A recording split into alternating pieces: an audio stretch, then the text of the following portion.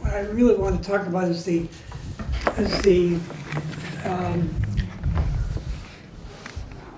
numbers of earthquakes in the Atlantic, and those earthquakes that produced tsunami. This is the this graph was produced by the U.S. Geological Survey. Each of these black lines represents 1 hour from the moment of the earthquake.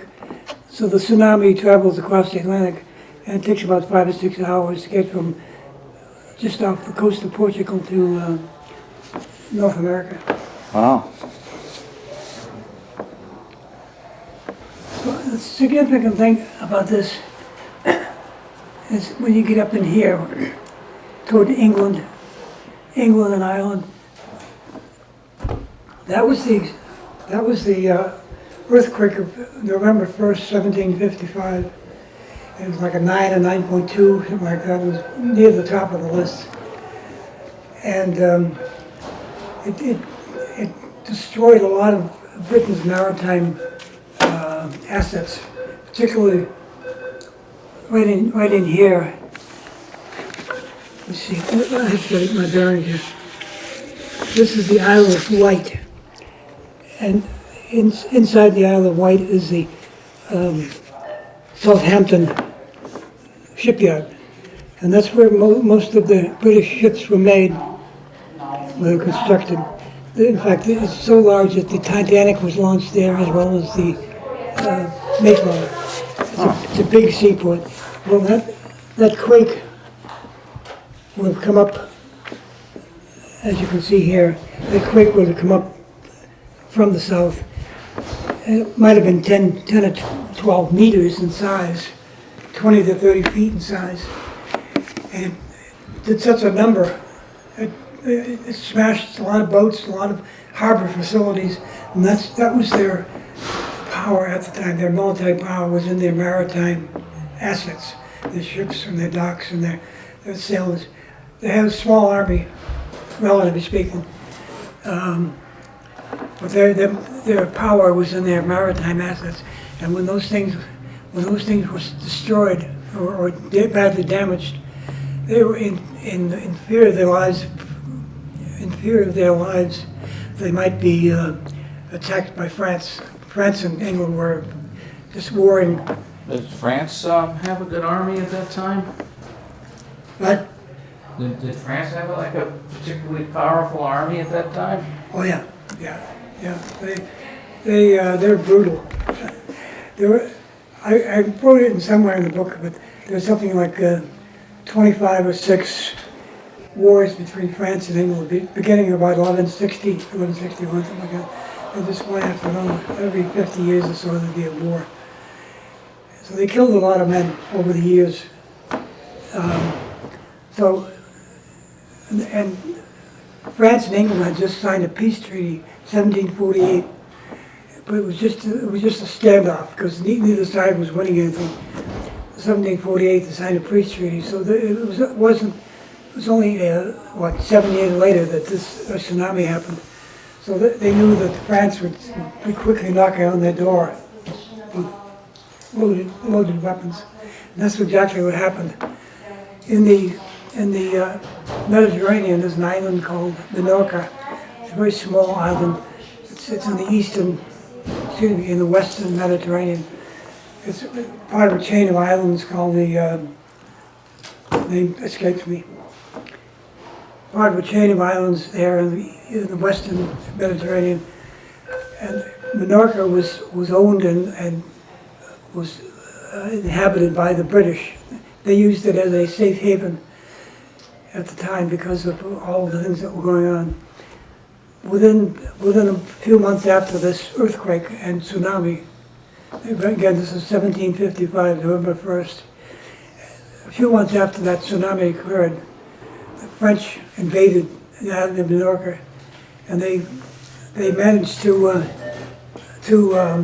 win the island without so much as a scratch on their sailors. In fact, the admiral who was in charge of the French fleet at the time was so pleased with the outcome of it that he had his personal chef prepare a meal of seafood along with a special dressing. Well, they needed a name for this special dressing. Well, it turns out that the island's capital was called Mahon, M-A-H-O-N, but they pronounced it Mahon. This is where mayonnaise got started. They named it after the port city of Mahon. So mayonnaise got started in 1756. Do you think it was like the same general recipe of mayonnaise as we know today? It was like eggs and oil and vinegar or something? Is that Yeah, well, they probably had olive oil and eggs, and raw eggs, and salt and pepper and stuff like that, probably onions. But that's where mayonnaise got its start because of this war. Well, anyway, that began what we call in America the French and Indian Wars. The French galvanized the Indians, particularly in Canada and in northern New York and places like that, to fight on their cause, and they fought against the British. And as a result of that, for maybe 20 years, the people of Bernardston lived in forts because they knew that they were at risk of being invaded at any moment in time. There were like four or five different forts in Bernardston. One was on Huckle Hill, the other was on I can't recall the name of it. It was on Brattleboro Road, near the you know where Grover's Farm is? I don't know. Is there any remains of any of these forts? Any posts or? No, not at all. Rocks or stones? We're talking 1756. Well, actually, yeah, 1756 onward. Actually, the forts were first made starting in 1740, because that was the original war that ended in 1748 with this truce between England and France. That was the earlier French and Indian War. They called it the War of Austrian Succession. And the French had imperial designs on Austria at the time. And so England declared war on France. And that ended in 1748, but during that period of time, from way up through maybe 1760, people in Bernardston were living in forts. And the one on Brattleboro Road had like 8 different houses, cabins that were built within this walled enclosure. There's another one further up on Brattleboro Road, Carnival Fort. Have you ever seen that sign? As you're going up as you're going up Brattleboro Road, you pass Couchbrook Road, and just before you get to Keatsbrook Road, it's just between Couchbrook and Keatsbrook Road, there's a place where it has a plaque on the road. It's called Carnival Fort. That was another fort. There was another one on Huckle Hill, and there's another one where Purple Meadow Road is today. Do you know where Purple Meadow Road is? No, I'd like to though. It's down Route 10. If you go east from the center of town, you'll come to Purple Meadow Road and Martindale Road. Anyway, there's a big meadow on your left as you're going east. Okay, that's Purple Meadow. But it was named after Ezra Purple. Ezra Purple had a big fort listed there. It was I forgot the name of the fort. Any one of those had names. Huckle Hill Fort, Carnival Fort. The one on Brattleboro Road is named after a captain of the militia. Were they all named after? They were all named after somebody. Yeah. It's kind of interesting because again, these people lived probably for 20 years inside forts, and most of these are pretty small. Cabins might have held 10, 12 people. So they had families living in them. Yeah. It was a way to. They knew that at some point in time they would get raided by Indians or the French or somebody, and so they built these forts as protection. So it's just for self-protection to stay alive. There was a lot of that going on. So if you leave me your email address, I'll send you a copy of it. Oh yeah, that's really great. It's all documented in the first chapter of the book. I've scribbled on that one a lot.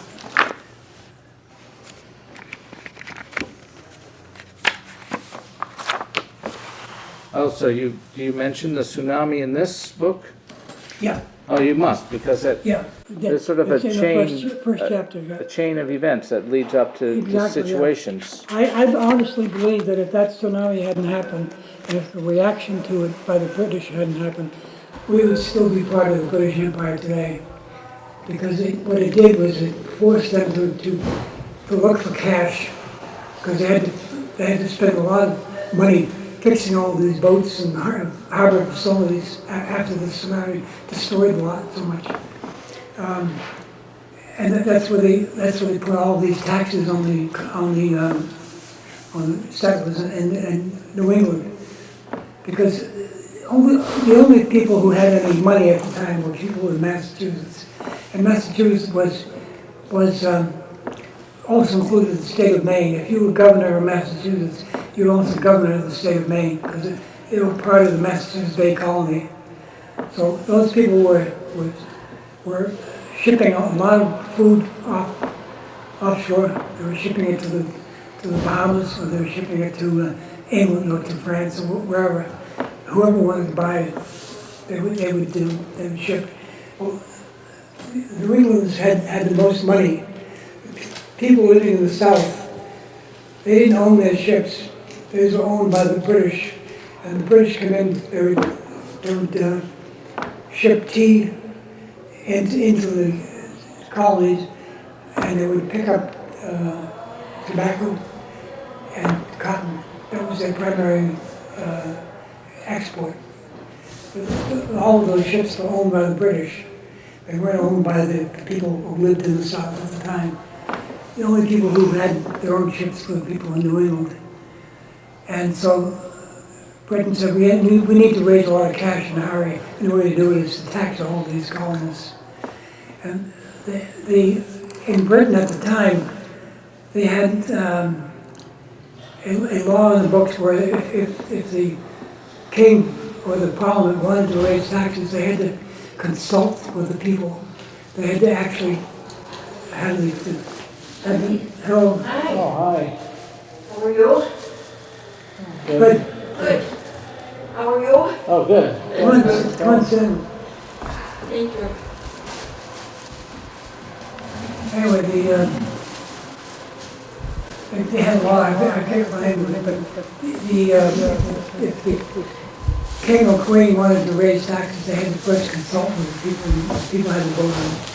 And that's why, when you think about the events in the Revolutionary War, they talk about taxation without representation is not, you're not supposed to do that.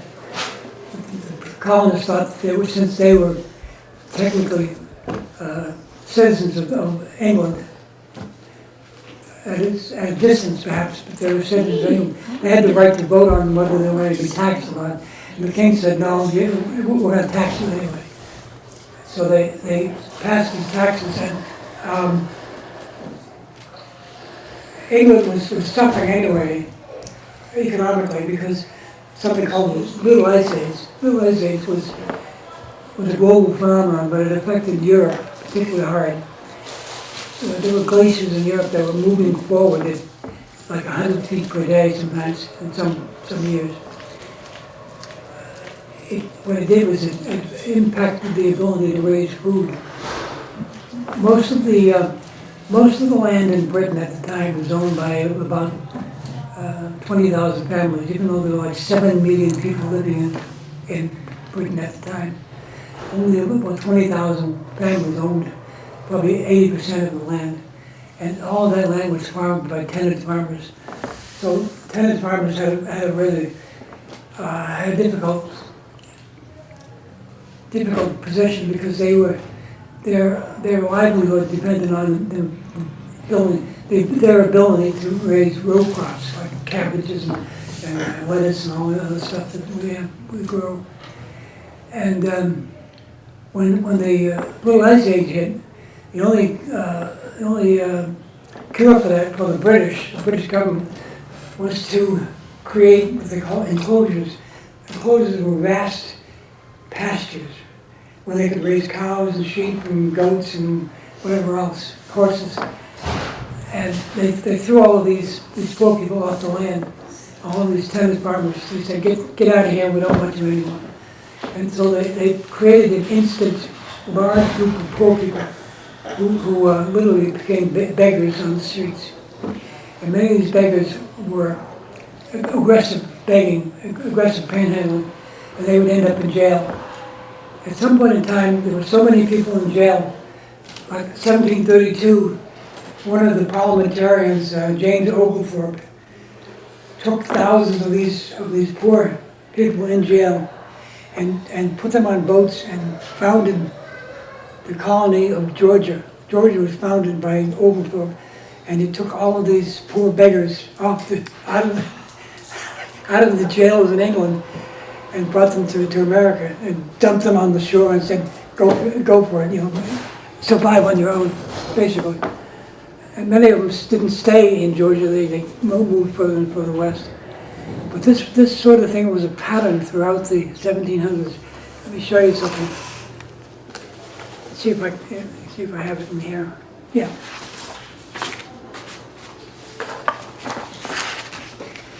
This first note, I'll give this lady. Evan, do you want to get a closer look at this? Please, I'll give you. Do you have papers to look at? Yeah, I'd love to. Thank you. First note at the top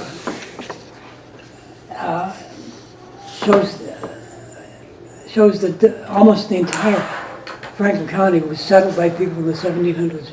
This is when the full force of the Ice Age, Little Ice Age, was hitting the world actually. And most of these people who settled were taken out of the jails, or they were taken off the streets, put on boats. Their trip across the ocean was usually in a fairly small ship, and they braved all of the storms and everything else. A lot of them didn't make it, but that crossing was pretty rough. They had poor food to begin with. They had very little food, a lot of hardtack and that sort of thing. Sanitary facilities were non-existent. They had to go to the bathroom in a bucket. They after they're done, they take a bucket and throw it overboard. That was it. And the holes down below in the ship, I hesitate to describe it because it was so filthy, so smelly. It would make your stomach turn. And this is what they endured in these small ships coming across the Atlantic Ocean. And it was because of the little ice age and the fact that Britain had a hard time getting enough food for anything. And as a result of that little ice age, they also didn't have anything to export because they had been exporting a lot of things like wool and meat. What do you mean the English? Yeah, You mean Great Britain? Great Britain, yeah. Yeah. They, it was a tough time for everybody in Europe. It wasn't just England. There were times in France when people would be taxed because of Louis XIV, who was a warmonger. He was putting taxes on everybody, and a lot of people would come to the local magistrate and say, "I can't pay the tax because the glacier has just ruined my property." And they would send this magistrate out to look, because they thought the guy was lying, They would send the magistrate out to survey the thing, and they'd find this massive glacier, probably the size of Turner's Falls, and just swept across the land, And this is common, very common in France and even in Spain, Austria, Germany, Poland. Terrible, terrible conditions, and people had a tough time getting enough food. And because of the lack of food, they were leaving by themselves. They didn't have to be told to leave. They were leaving themselves. They'd get on these ships. They'd pay whatever they could, or do some work on the ship while they were going. And many cases, although they claimed that they had sponsors in America, there was no sponsors. They were doing it on their own. In the case of Germany, Germany was doing the same thing that England was doing. They were taking these lands from these people who would suddenly find themselves without the ability to pay the taxes. They would get thrown into debtor's prison, and then land would be sold out from under them, and it would be bought by somebody who had a lot of money. And so in Germany, you had the same process of slow attrition to the very wealthiest people. So only 20, 30,000 people owned virtually all of the farmlands in Germany. And that was the case in England. In England, by 1780 or so, like 90% of the land was owned by a wealthy few, 20,000 families. Well, were the Germans able to did they ever transplant huge populations of prisoners? Oh yeah, yeah. And France did as well. Where did they take theirs? Where did they take theirs? To America. Oh, the Germans too? New York used to be called New Amsterdam. Oh, right, okay. And there are a lot of Germans there. There's a lot of Germans in the Midwest. Those were people, if you look at their history, you find the 1700s, they're right in that bracket of time. Most of these people came here either on their own or were pushed out, told, get lost, we don't want you here anymore. Did indentured servitude have any play in this? Yeah. Yeah.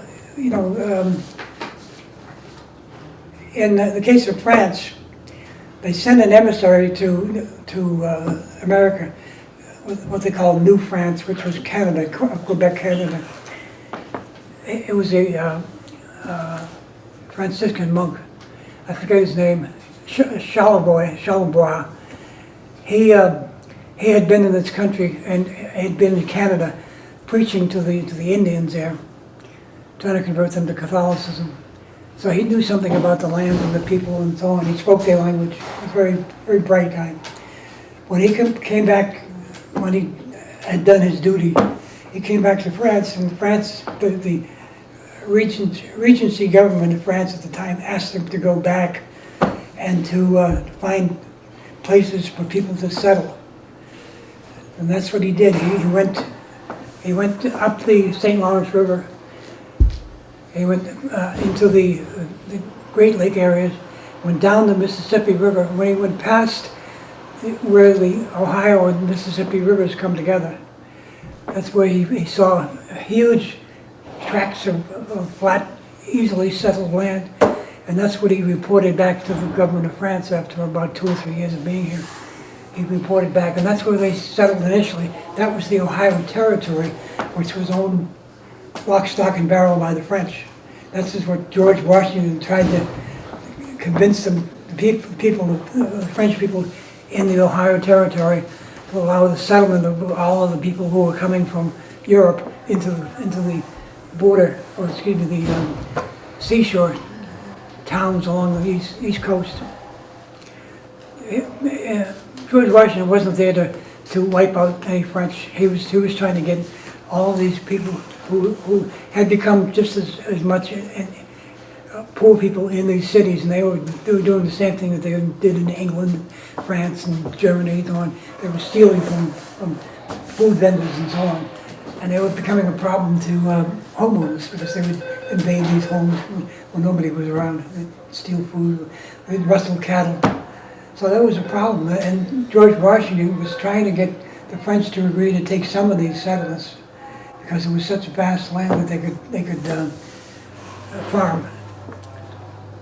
But they told them, get lost, basically. Here's your hat, what's your hurry, you know. So that really was the beginning of the process leading up to the Revolutionary War. It was all of these people coming into this country. And England was the primary, for most New Englanders, England was the primary villain in this picture. They were sending all of their poor people. And again, these people were, they had no jobs. They had, in many cases, they were physically unable to work. You know, they were basket cases because they'd been without very much food for so long that they weren't capable of taking on the chores of a farm. So in 1734, a fellow by the name of Samuel Hunt, who actually lived in Billerica, very bright guy, very knowledgeable. He had helped create a number of towns around Billerica, including Chelmsford and Bedford, Bedford and a few others. And he didn't like the fact that all these poor people were coming over here, and that they were actually stealing all of the food that the Indians had. He was very much pro-Indian. He was a really good person in that respect, good religious person, and he in fact conducted some religious services in Billerica with the Indians, and so he wanted to create a town on his own that didn't have all these these poor people coming in. So he brought us, but at the time it was called Falls Fight Township. The Falls Fight had happened in 1676, just right up the street. And his father had taken part in it. He was a member of the militia who fought at the Great Falls in 1676. So it seemed a rational thing to do to create this town that called Falls Fight Township, and he created it so that all of these former militia and their offspring, all of their descendants, would have a place to live. And so he called it Falls Fight Township. Eventually it became known as Fall Town. And 1762, when the residents of Fall Town petitioned the state legislature for incorporating the town, so he named it Falls Fight Township, and it eventually became Fall Town. 1762, when the town residents petitioned for incorporation to make it official, they submitted their request, their petition to the state legislature. Well, at the time, the state governor was Francis Bernard, and he named it himself. He said, "The hell with that! I'm not going to name it." Oh, he wanted a town named after himself? Yeah, exactly. He was the person who named it. In fact, it's right at the beginning He of didn't the, live in the town. huh? He didn't live in the No, town. he lived in Boston. He actually was quite wealthy man. He had 3 palatial homes in the eastern part of the state. He had a home in Gloucester area, and he had 8 children and a wife himself. So he had these places would have enough food and provisions for them to live there for months at a time. So there was always somebody around living in these buildings. His servants. He also had one down the Cape, also a palatial home on the Cape. And he had a 3rd home that he called his governor's mansion, was right around Jamaica Pond in the Boston area.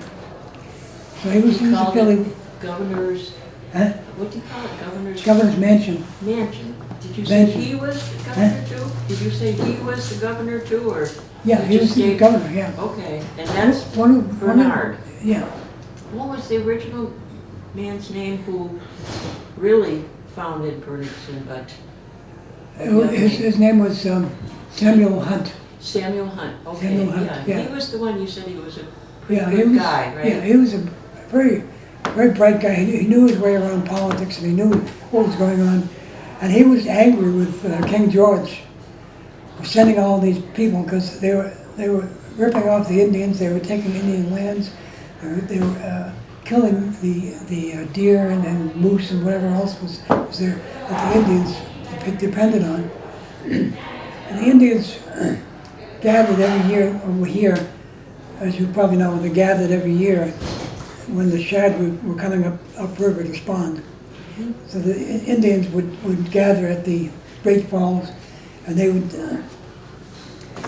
would gather large numbers of the fish, and they would smoke them over these fires. They had, if you go to Barton Cove campgrounds, there's an area in Barton Cove now underwater that has a whole series of stone fire pits where these Indians would gather the fish, and they came from far and wide. They knew that anyway. They're all underwater now? They came from across the state. People from upstate New York as well as from the Cape, because this was such a bounty for them, and it was oftentimes the only substantial meal of the winter, of the late winter. So they would gather by the thousands. So The remnants of those smokers are all underwater now? they're all in the But water. they're- Yeah. they're- If you go they're- first thing in the They morning. exist. People know that they're there. Oh, yeah. And so if they're underwater, was it Yeah. someone like Ed Klukowski Well, that 10 scuba 10 dives that has Well, to 10 to 15 years ago, go down there and see? I was part of a group. I was just helping out these archaeologists who were trying to figure out what was there, if there was any artifacts, and get some sort of history of that particular period. And they would go first thing in the morning because the pumped storage stations would take a lot of water out of the. Since about 100 or how many smoker pits?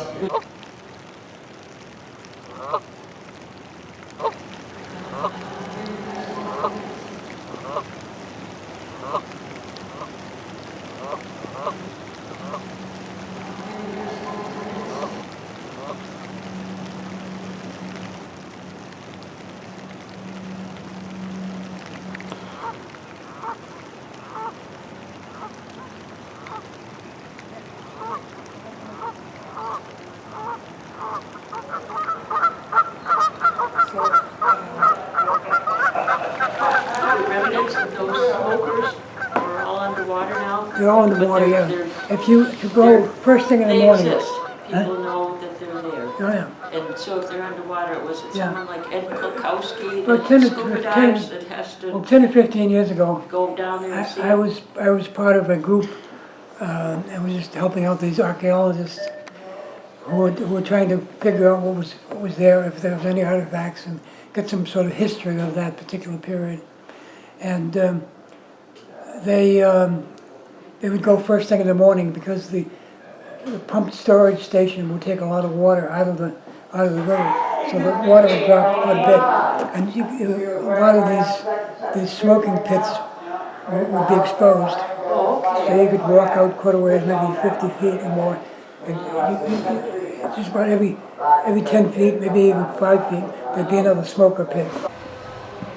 During the dry season, the summer and late fall, into late fall, the river was pretty shallow. It was you could walk across it at times. It was so shallow. Even from Barton Cove to across the Turner's Falls, you could walk across it because it was so shallow. But once they put the dam in, the river rose about 15 feet, 20 feet, something like that, and it completely inundated Barton Cove. There are people involved in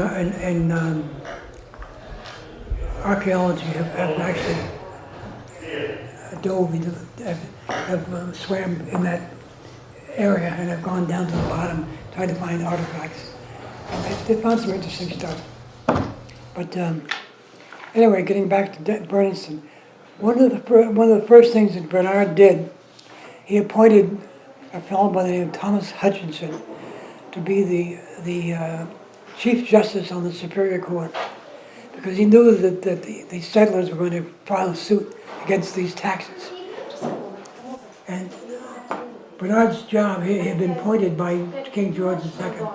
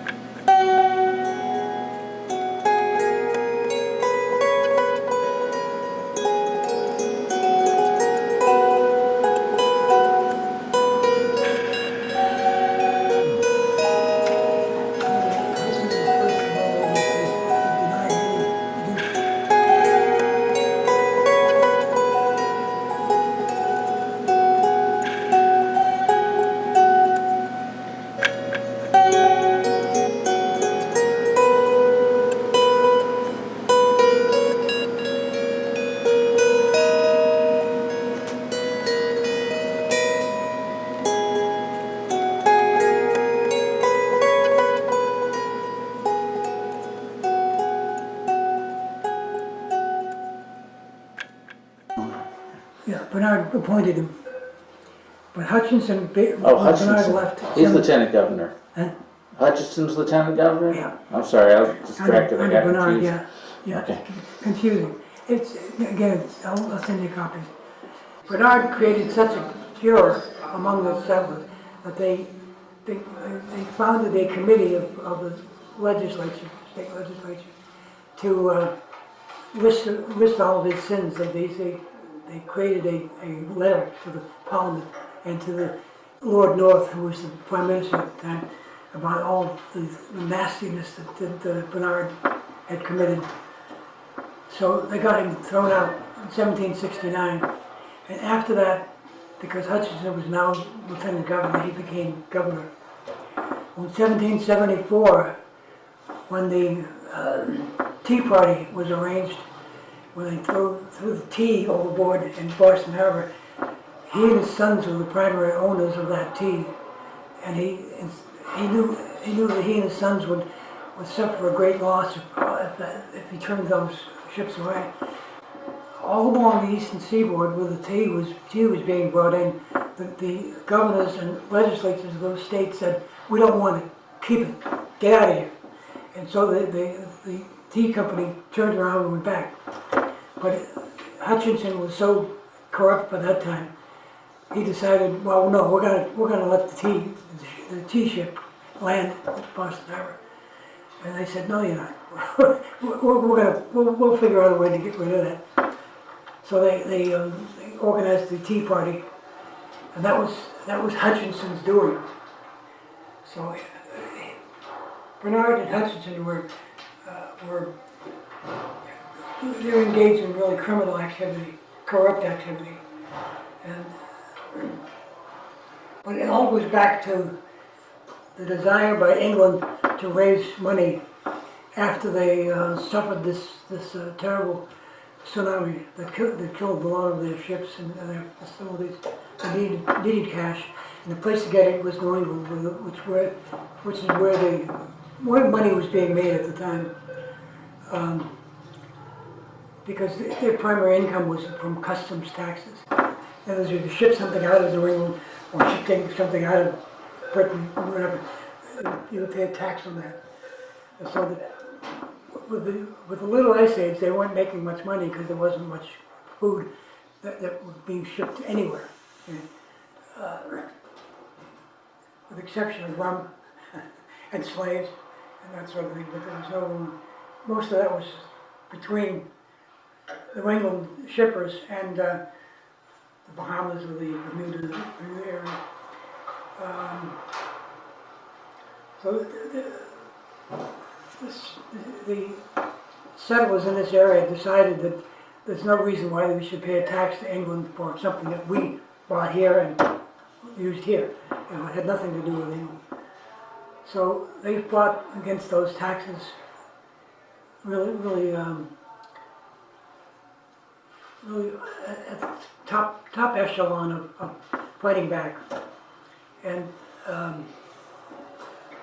that really led to the Revolutionary War.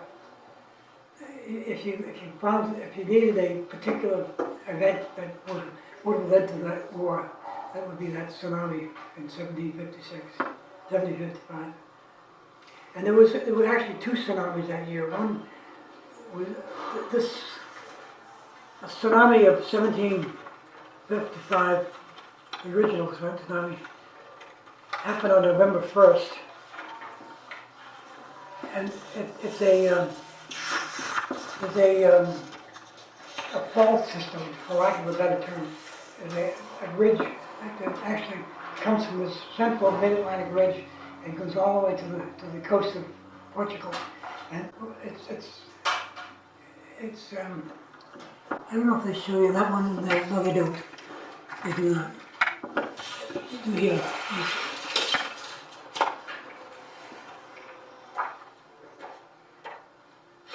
And this is the thing about the forts. Deacon Ebenezer Sheldon. This is the one down on Route 10. There is a map of the North Atlantic. See this volcanic ridge? There's also one. There's also a ridge that extends to the west from the central Mid-Atlantic ridge. It's not clear on this thing, but that's the portion of the ridge that shook so violently in 1755. The Atlantic tsunami has been what? Excuse me. In the later chapter of the book, I detailed some of the tsunami that have occurred. There was not only that one in 1755, there was one in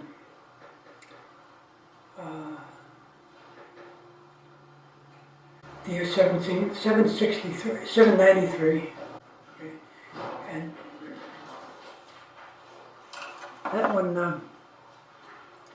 that one was so devastating, and it was it's too involved. I'll give you a I'll have to read it. Yeah, you do. Yeah. The big culprit for tsunami has been this little island here called Iceland, right at the top, right next to Greenfield. Oh, Iceland. Iceland. Right. It's entirely volcanic, and it's part of this Mid-Atlantic ridge, and it has shaken violently from time to time.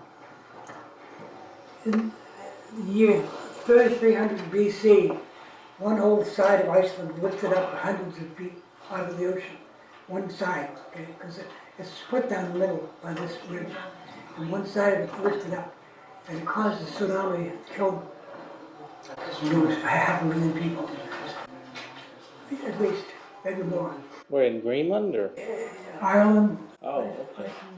all of the low countries So- of Europe. A tsunami can cover that wide a span of Oh, yeah. ocean, huh? Yeah. Because if it started in Iceland and it goes over to Ireland, how many miles is that? That looks like a, 600 miles. yeah, wow. Does the wave get bigger as it goes along? They get bigger as they approach the shore. That wave, if you were on a boat or a ship, small ship, you might notice a little bit of a wave. But it's like a front, it's all moving towards land. Once it gets into the shallow areas, that wave begins to rise. That's when you get the destruction. When this wave starts to raise up, it's hundreds of feet. That wave was probably hundreds of feet high, at least. Probably 50 to 100 meters high.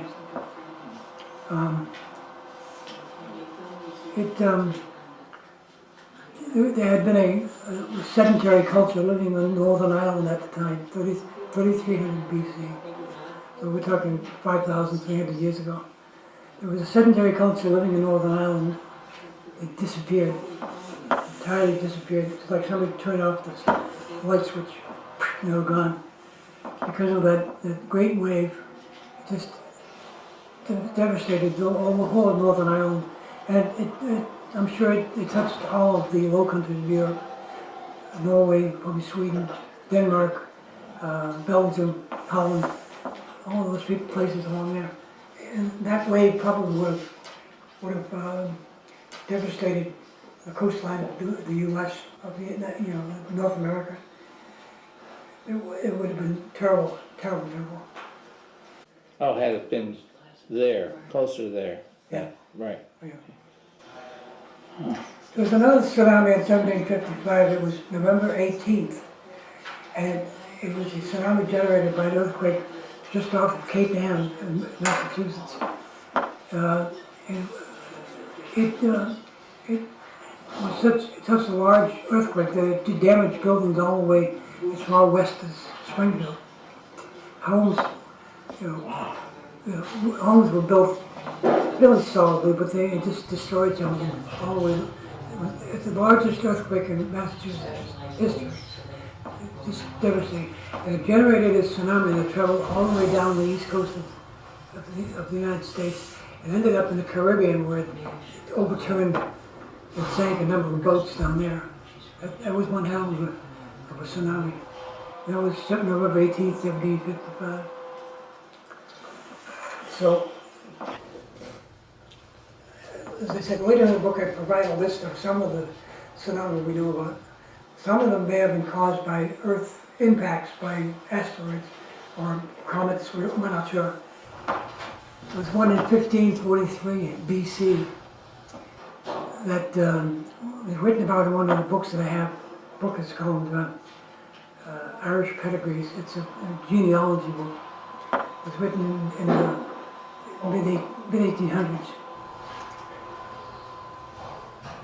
This particular reference to this tsunami,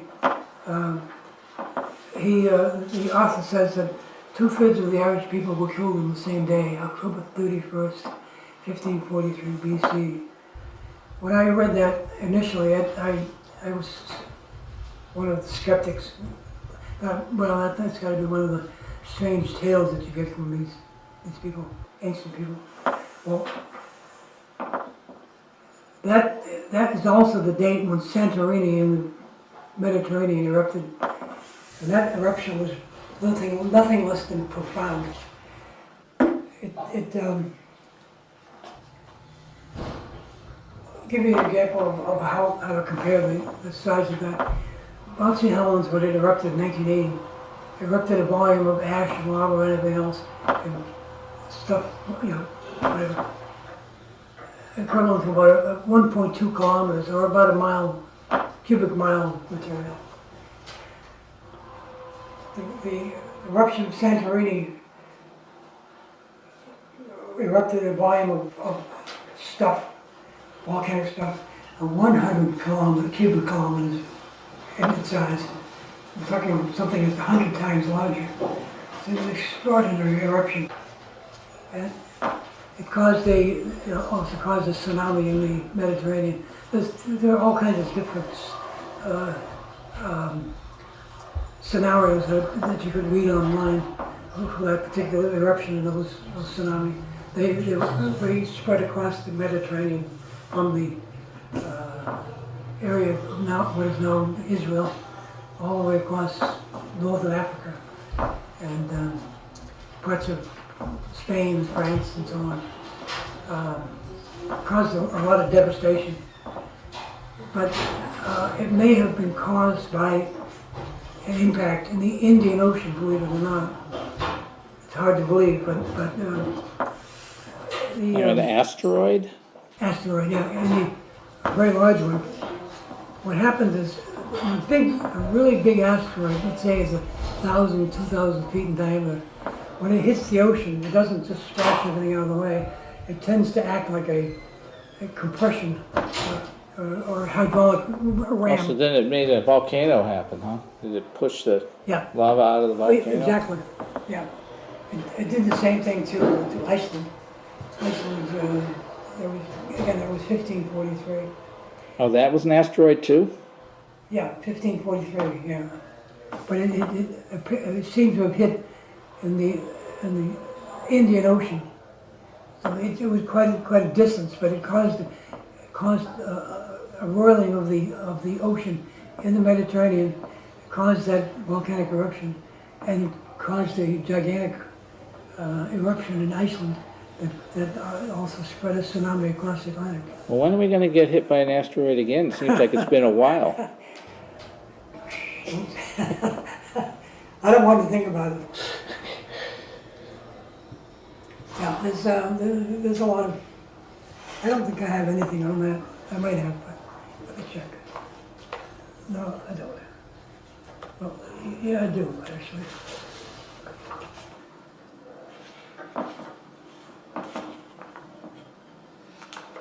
This, you can take a picture of it. Any of these pictures in here, you can take pictures of. And all these photographs and things were produced by NASA, so they're not in copyright. This is a study by NASA of all of the near-Earth asteroids and what their orbits are. Any one of those could Oh, all those white lines? yeah, all those That's white a lot of lines are stuff going around. The orbits of near-Earth asteroids. Huh. Yeah. Well, so they must come by fairly often. Oh, they do, yeah. 1989, in 1989 there was an asteroid, 4581 Asclepius. They all have numbers and names.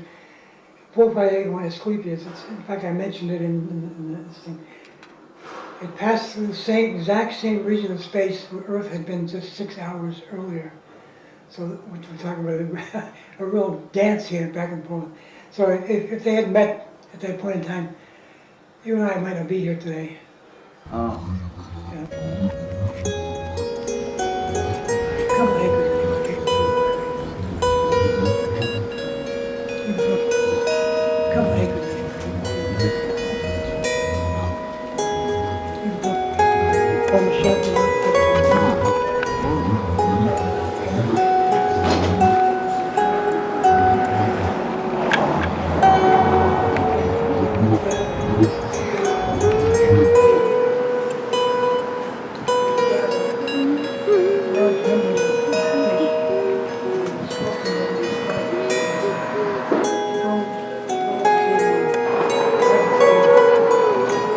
Garden Cove campground. There's an area in Garden Cove now underwater that has a whole series of stone fire.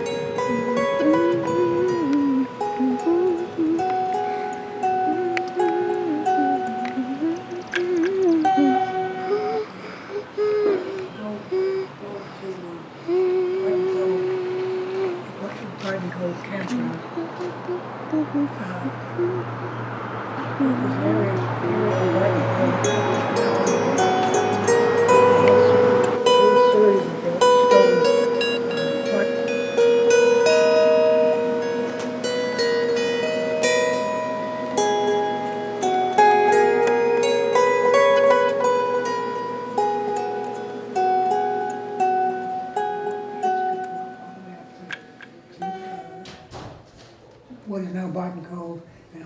to Vernon, Vermont. So that whatever goods were coming up from the Connecticut River and the ocean could go all the way up to Vernon. You couldn't go, it's Did you pretty say shallow. Vernon, Vermont? Vernon, Vermont, Oh, I yeah. thought you said Rutland. Right on the border, yeah. Yeah, Brattleboro and Vernon, I guess. yeah. Yeah, that was a big, The dam changed the,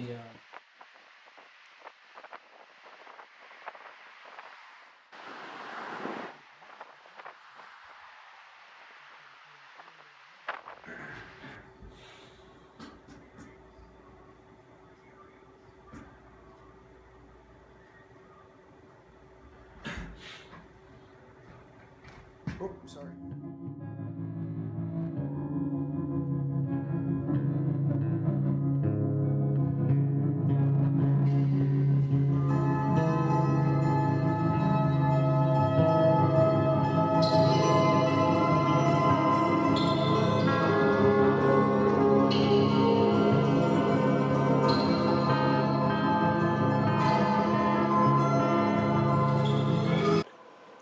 Oh, it's about Berniston. It's not about well, tsunamis. it's much broader than that. It's more about American history. They have this in the public library over here? Yeah. I gave them a copy, whether they put it on the shelf or not, I don't know. Oh, well, Supposedly in the Northfield Library, they have it in the reference section.